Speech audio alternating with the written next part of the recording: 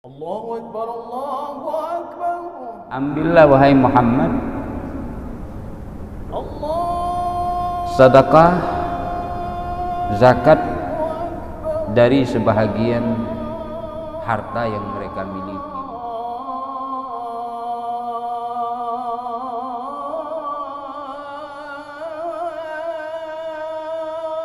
Alhamdulillah, Allahu Akbar. asyhadu an la ilaha illallah wa asyhadu anna sayyidana Muhammadan abduhu wa rasuluhu la nabiyya ba'dah. Allahumma salli wa sallim wa barik ala nabiyyina Muhammadin sallallahu alaihi wasallam, imamil mufassirin, qaidil muhaddithin, hujjatil fuqaha wa qudwatil awliya was salihin, wa ala alihi wa ashabihi at-tayyibin at-tahirin. Ma'asyiral muslimin yarhamkumullah. Pada subuh yang mulia ini kita lanjutkan kajian kita terhadap Al-Qur'anil Karim. Semoga Allah Subhanahu wa taala memberikan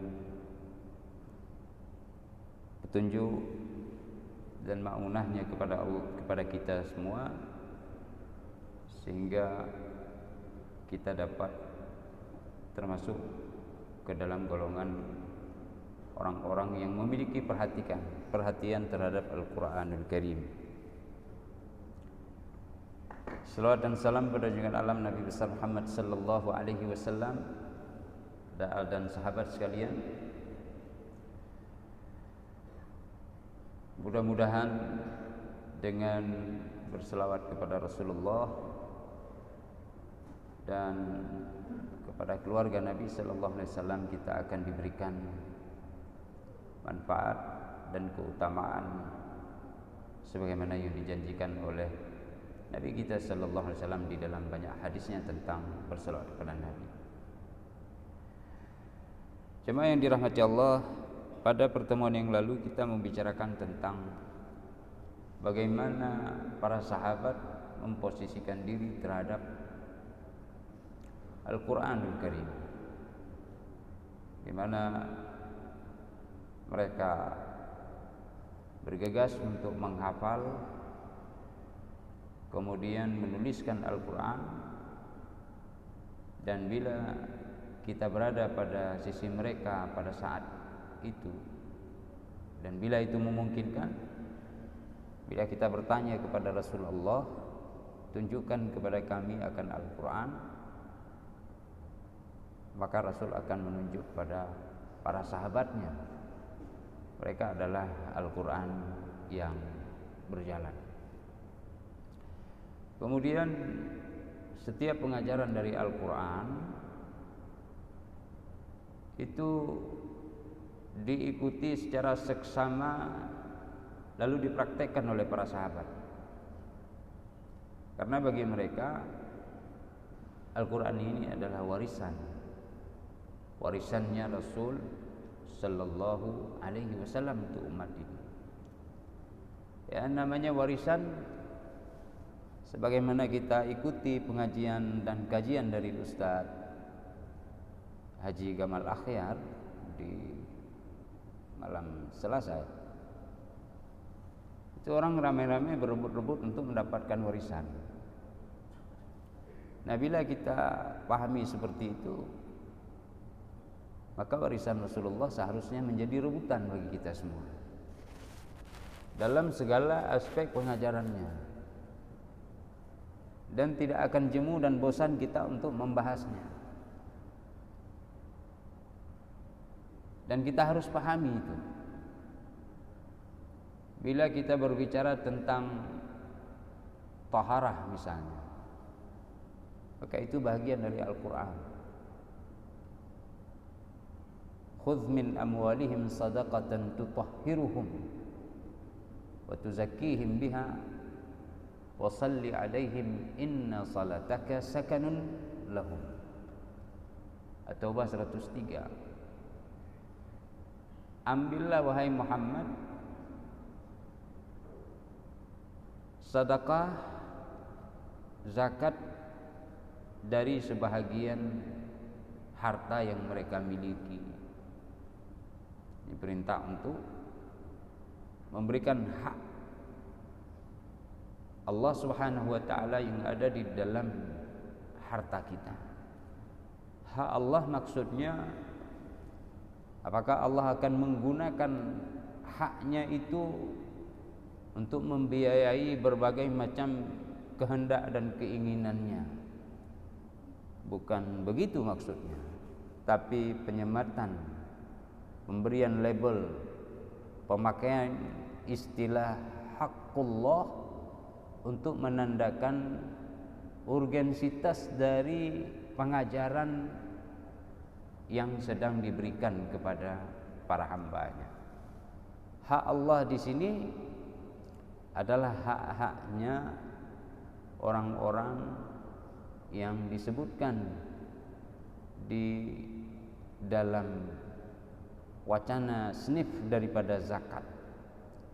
Juga hak daripada orang-orang yang mengasihi kita, yang telah berjasa kepada kita, seperti kedua orang tua, karib kerabat, orang miskin, orang fakir, anak yatim dan ibnu sabil, dan sebahagian lainnya disebut di dalam ayat tentang snif-snif zakat. Innama as-sadaqatu lil fuqara'i wal masakin wal 'amilina 'alaiha wal mu'allafati qulubuhum wa fir riqab wal gharimina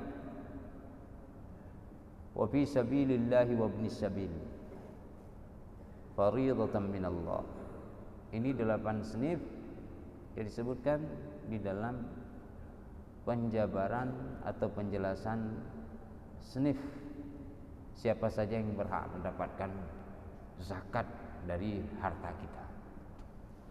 Jadi di sana ada hak Allah, yang dimaksud adalah hak mereka semua. Sehingga begitu pentingnya untuk menjadi perhatian. Hal ini dipahami oleh para sahabat, sehingga mereka tidak akan serta-merta akan melewati ayat ini dengan tanpa perhatian yang penuh. Itu sebagai contoh. Kemudian juga ada persoalan yang klasik yang mungkin jarang diangkat oleh banyak orang, karena hal itu sudah dimaklumi, sudah menjadi berita umum dan tidak aktual untuk dibicarakan lagi. Itu masalah yang sudah out modelnya itu. Ini ada, tapi bagi sahabat itu diketengahkan terus, sehingga dengan konsep seperti ini akan banyak itu di dalam Al-Quran kita peroleh. Sebagai contoh misalnya kewajiban berbakti kepada kedua ibu bapa kita. Allah sebut misalnya di surah Bani Israil ayat 23, wa qadha rabbuka alla ta'budu illa iyyah wa bil walidaini ihsana imma yablughanna 'indakal kibara ahaduhuma aw kilahuma fala taqul lahumā uffin wa la tanharhumā wa qul lahumā qawlan karīmā wakhfid lahumā janāha adh-dhulli minar rahmah wa qur rabbirhamhuma kama rabbayani shaghira. Ayat 23, 24, ayat 25, rabbukum a'lamu bima fi nufusikum in takunu salihin fa innahu kana lil awwabin ghafura. Dan Tuhanmu memerintahkan kepada kalian untuk tidak menyembah selain daripada Dia. Dan Dia juga memerintahkan kalian untuk berbuat baik kepada kedua ibu bapa. perintah menyembah hanya kepadanya. Lalu perintah yang kedua dalam ayat ini berbuat baik pada ibu dan bapak. Ada persandingan di situ. Ini sangat penting. Dan kemudian diturunkan di dalam surah-surah yang lain. Al-Ahqaf ayat 15,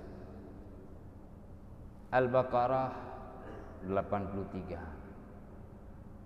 Di surah Luqman juga demikian.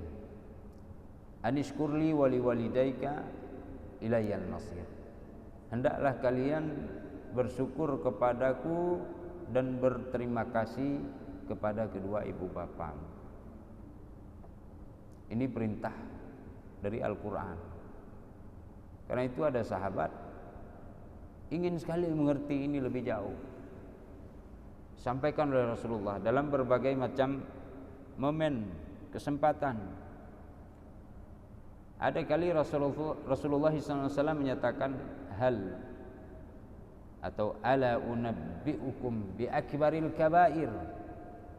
Maukah aku tunjukkan kepada kalian dosa-dosa besar itu? Qalu bala ya Rasulullah. Ya tentu, sampaikan kepada kami wahai Rasulullah. Beri kami arahan dan petunjuk. Informasikan untuk kami tentang hal itu.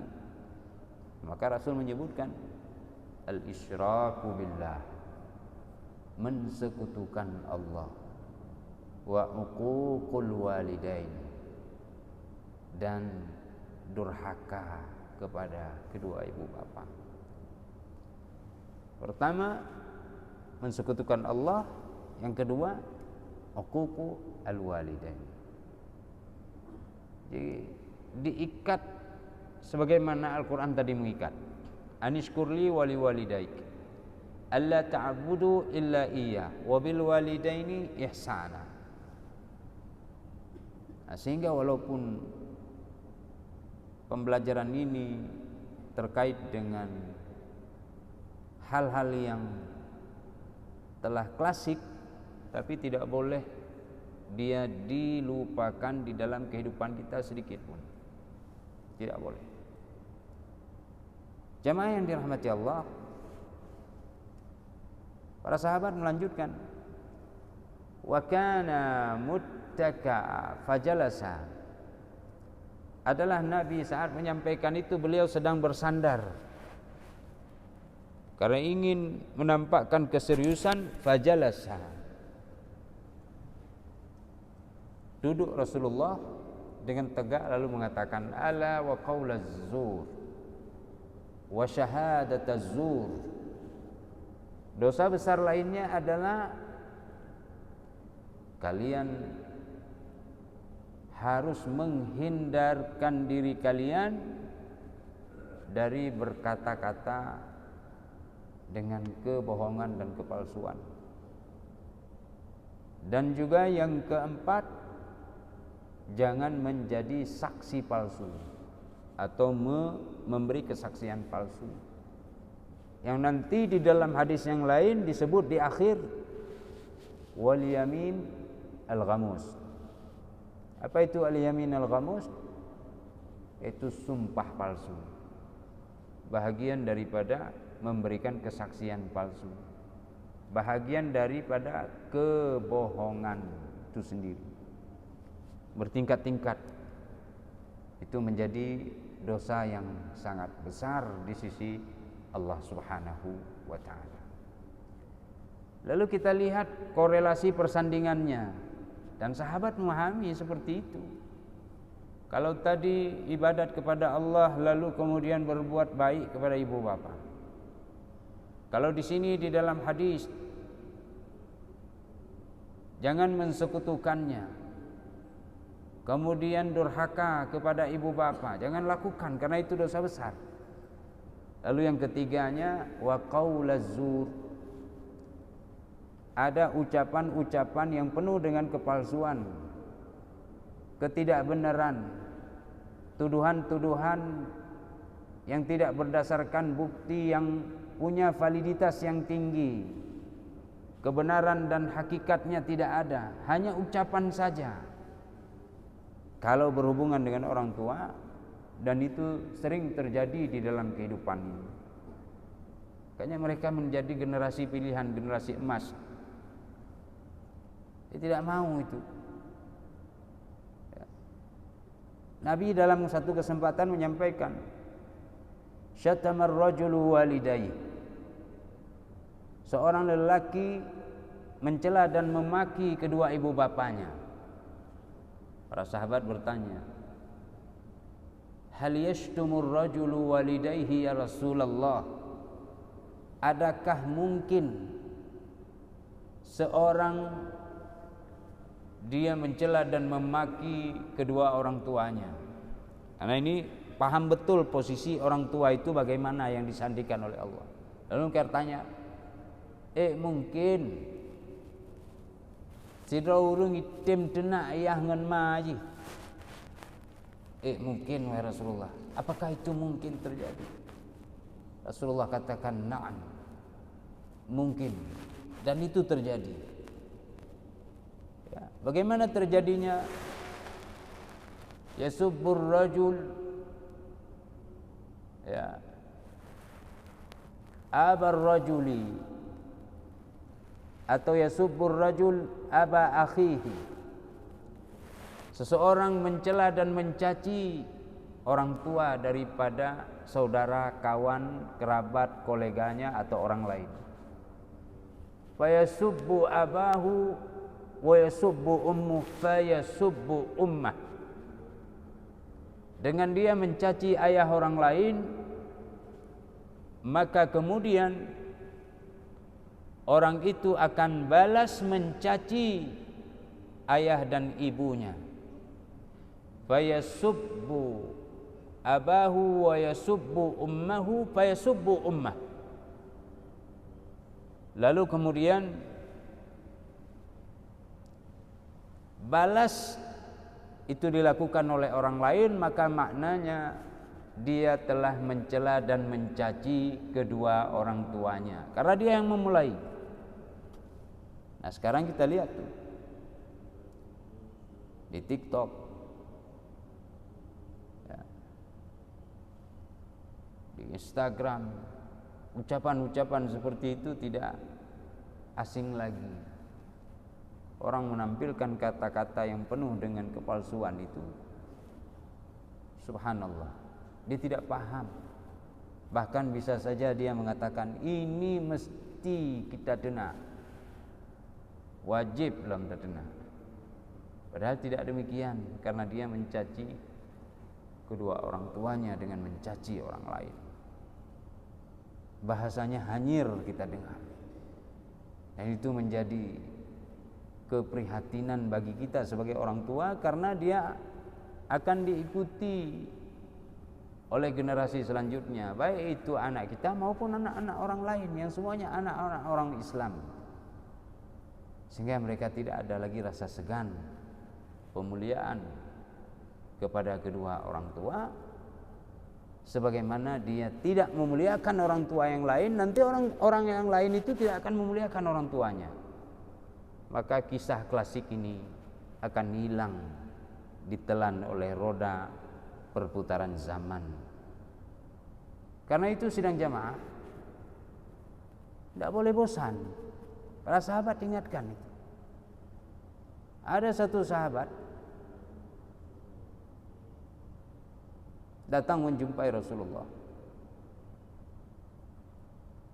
dalam perjalanan tawaf. Beliau pikul ibunya, digo, naik di atas pundaknya tawaf. Lalu datang menghadap Rasulullah. Dia katakan, saya pangku ibundaku. Fahal addaitu huquqaha ya Rasulullah? Apakah aku telah membalas jasa-jasanya? Apakah aku telah memberikan hak-haknya? Ini anak muda ini bertanya bukan dengan sombong, tapi ingin dapat informasi sekaligus ada kekhawatiran pada dirinya kalau dia tidak berbakti kepada ibu dan ayahnya. Maka Rasul pun menjawab, la wala zufratan wahidah. Bahkan satu tarikan helaan nafas daripada ibumu pun belum mampu engkau memberikan balas budinya. Hanya satu tarikan nafas, lalu dihembuskan kembali, satu saja.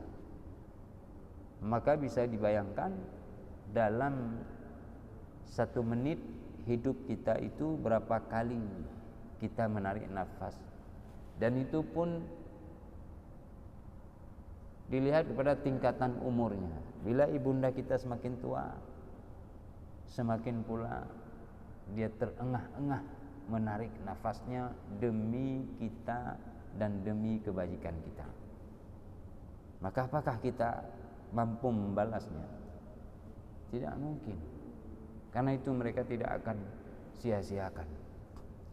Ada orang ya, dia tidak jadi berangkat bertemu dengan Rasulullah dari wilayah selatan di Yaman. Kenapa? Karena harus memperhatikan ibunya, sehingga enggak jadi. Kepingin sekali hati berjumpa. Ya. Itu yang dikenal namanya dengan seorang wali di antara aulia Allah, yang Nabi meminta para sahabat, nanti kalau jumpa titipkan salamku kepadanya dan minta untuk kalian didoakan oleh sosok ini.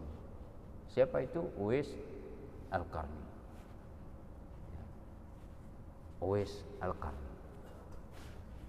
Dijaga ibunya, dia latih dirinya dengan membeli seekor anak sapi, dia angkat setiap hari dengan mendaki bukit.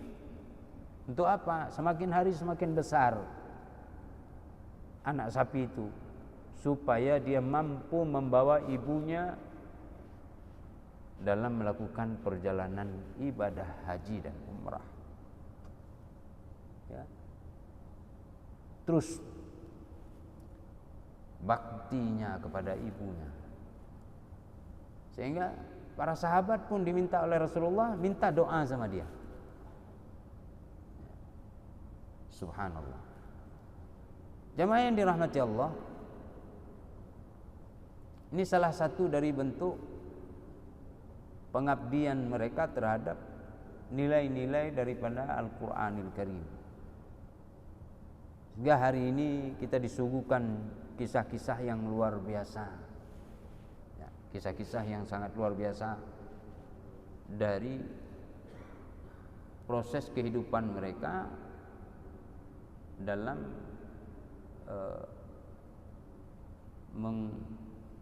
mempraktekkan ya, nilai-nilai daripada Al-Quranul Karim di segala aspek. Ada kisah lainnya,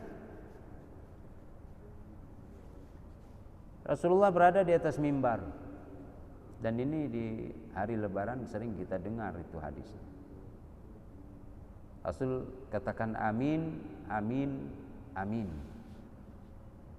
Sahabat tanya, "Alama ta'amanta ya Rasulullah?" Kenapa engkau mengucapkan amin tadi sampai 3 kali? Maka Rasul katakan, "Atani Jibril." Tadi Jibril datang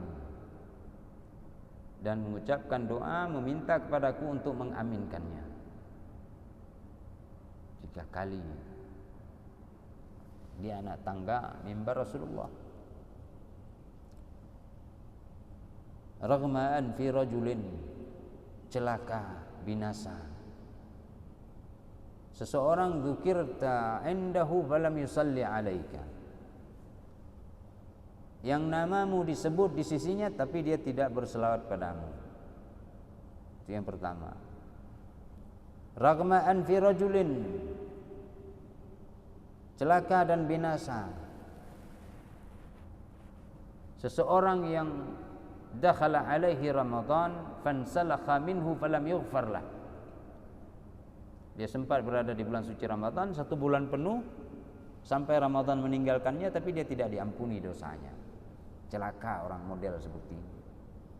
Yang ketiga, ragma'an fi rajulin, celaka dan binasa seseorang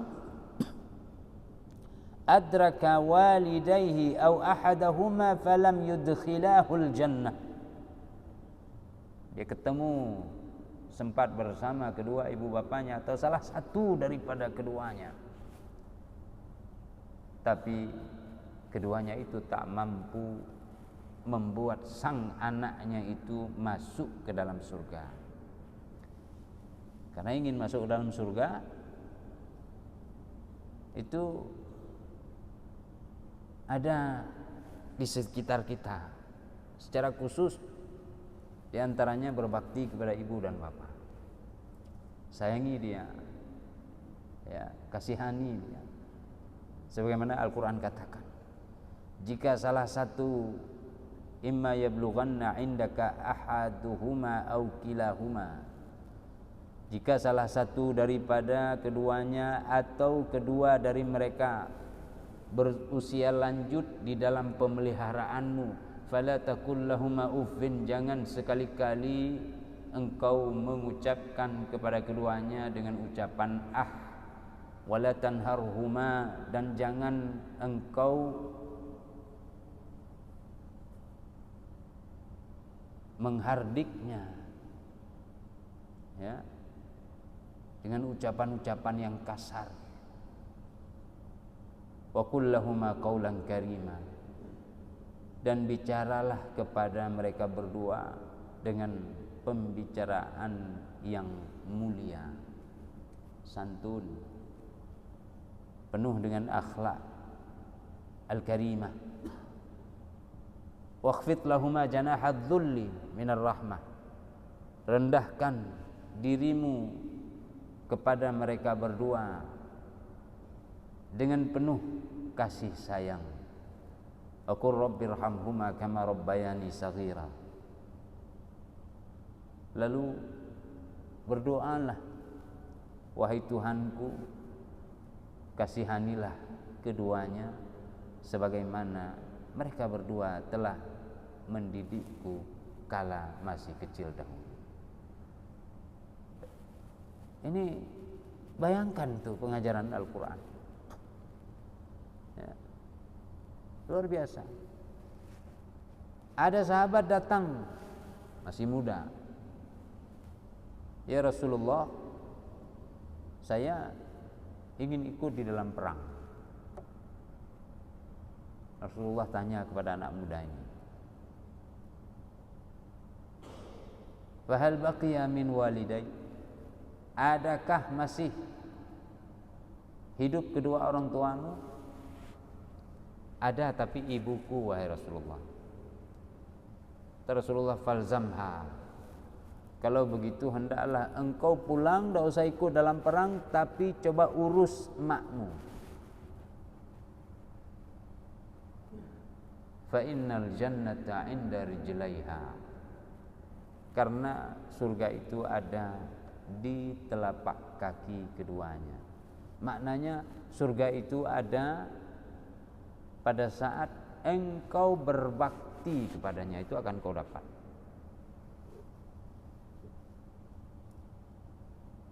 Ini klasik, tapi sudah dilupakan oleh generasi kita. Para sahabat itu bukan cerita klasik, bagi mereka dipahami dengan sangat teliti. Lalu umat ini bagaimana bisa menerima pengajaran ini dengan perhatian yang penuh pula. Perhatian yang penuh pula. Kemudian datang para ulama setelahnya juga demikian. Ya, bagaimana mereka mengistimbat atau mengambil sebuah kesimpulan dari setiap arahan dan petunjuk Al-Quran, diteliti dengan seksama, ya, karena melihat kepada pengajaran Al-Quran itu sendiri. Seperti contoh ungkapan yang menyebutkan al-aslu fil asya'i al-ibahah. Asal segala sesuatu itu adalah boleh. Dalam urusan dunia dipahami seperti itu. Hatta ya'tiyad dalil ala khilafi dzalik. Sehingga datang dalil, hujjah, petunjuk, ayat, hadis yang menyatakan dia bukan hukumnya boleh. Makan babi boleh, ya. Minum arak boleh. Boleh-boleh saja urusan dunia itu. Memakan rumput juga boleh. Memakan tanah juga boleh. Itu dipahami. Lalu muncul ayat. Ada 4 tingkatan. Pertama, bahwa Allah menciptakan anggur supaya bisa diperas, diekstrak, dibuat ekstraksi, diperas, di jus, ya. Berarti masih bisa. Kemudian turun lagi, ya,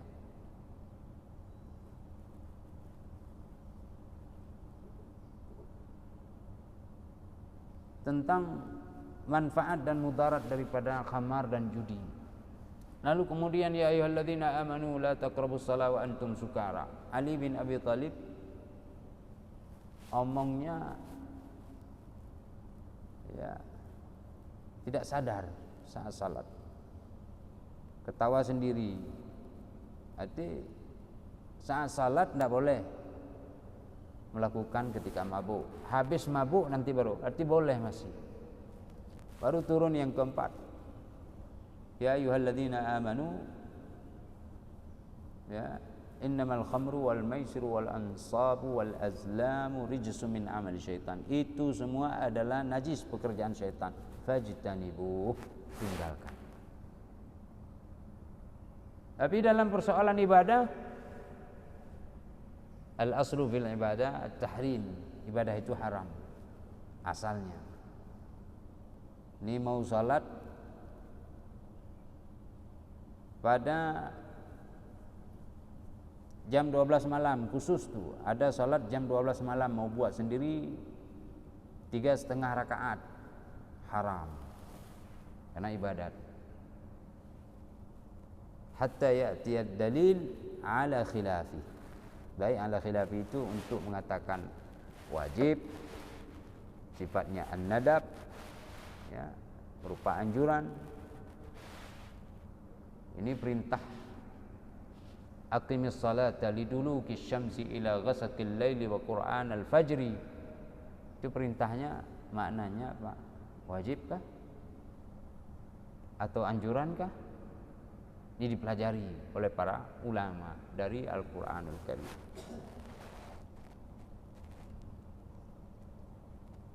Sehingga ilmu ini terus mengalir kemudian dalam segala aspek dari Al-Quran. Di Al-Quran itu mesti diposisikan sedemikian rupa.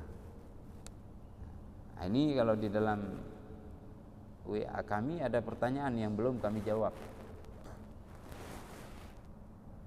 Orang bertanya tentang olahraga, karena kita akan menghadapi PON itu ke depan pada bulan September, menghabiskan dana, ya, campur lelaki perempuan dan sebagainya. Ada sekitar belasan pertanyaan turun, ditulis secara sangat teliti. Nah, kalau kita lihat secara terlihat, orang ini tidak setuju PON itu karena banyak mudarat, banyak dosa di sana. Ini harus kita jawab, ya, harus kita jawab. Nah, ini perlu kepada pendalilan supaya meyakinkan. Nah, ini dari Al-Quran, dari hadis harus pahami. Dan banyak persoalan yang akan muncul ke depan yang apabila umat Nabi Muhammad sallallahu alaihi wasallam tidak ada yang memberikan arahan terhadap Al-Quran, maka akan gelap gulitalah. Alaikum bi kitabillah wa sunnati Rasulillah sallallahu alaihi wasallam. Nah, ini pola para sahabat dalam memahami dan memposisikan diri terhadap Al-Qur'anul Karim. Insyaallah pada pertemuan yang akan datang kita akan lanjutkan lagi dengan beberapa pemahaman-pemahaman lainnya, anjuran dan pengajaran-pengajaran daripada Al-Qur'an maupun hadis Nabi sallallahu alaihi wasallam, sehingga kita tidak jemu terhadap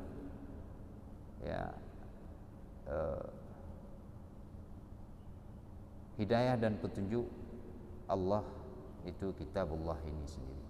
Terima kasih, mudah-mudahan bermanfaat. Subhanakallahumma bihamdika asyhadu an la ilaha illa anta astaghfiruka wa atubu ilaik. Assalamualaikum warahmatullahi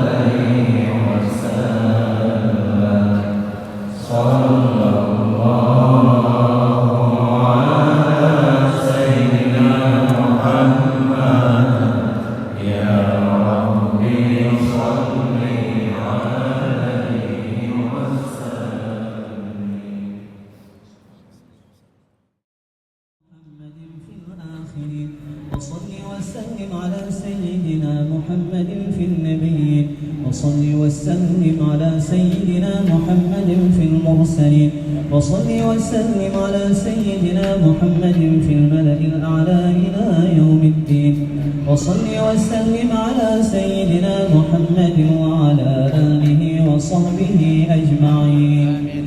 ولقد أشروا لنعت من أوصافه تحيي القلوب تهيج الأشجانا والله قد أثنى عليه فما يساوي القول منا أو يكون ثنانا لكن حبه في السرائر قد دعا لمديح صفوة ربنا وحدانا وإذ امتزجنا بالمودة ها هنا نرفع أيدي فخرنا ورجانا للواحد الأحد العلي إلهنا متوسلين بمن إليه دعانا مختاره وحبيبه وصفيه زين الوجود به الإله حبانا يا ربنا يا ربنا يا ربنا بالمصطفى اقبلنا أجب دعوانا أنت لنا يا ذخرنا في هذه الدنيا وفي أخرانا أصلح لنا الأحوال واغفر ذنبنا ولا تؤاخذ رب إن أخطانا واسلك بنا في نهج طه المصطفى ثبت على قدم الحبيب خطانا أرنا بفضل منك طلعة أحمد في بهجة عين الرضا ترانا واربط به في كل حال حبلنا وحبال من ودى ومن والانا والمحسنين ومن أجاب نداءنا وذوي الحقوق وطالبا أوصانا والحاضرين وساعيا في جمعنا ها نحن بين يديك أنت ترانا ولقد رجوناك فحقق سؤلنا واسمع بفضلك يا سميع دعانا وانصر بنا سنة طه في بقاع الأرض وقمع كل من عادانا وانظر إلينا واسقنا كأس الهنا واشف وعاف عاجلا مرضانا واقضي لنا الحاجات وأحسن ختمنا عند الممات وأصلح عقبانا.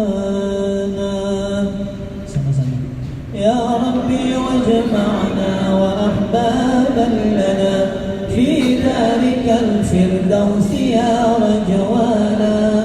يا ربي واجمعنا وأحبابا لنا في ذلك الفردوس يا رجوانا. يا ربي واجمعنا وأحبابا لنا في ذلك الفردوس يا رجوانا. بالمصطفى صل عليه وآله ما حركت ريح الصبا أغصانا. سبحان ربك رب العزة عما يصفون وسلام على المرسلين والحمد لله رب العالمين. الفاتحة. بسم الله الرحمن الرحيم. الحمد لله رب العالمين الرحمن الرحيم مالك يوم الدين. إياك نعبد وإياك نستعين. اهدنا الصراط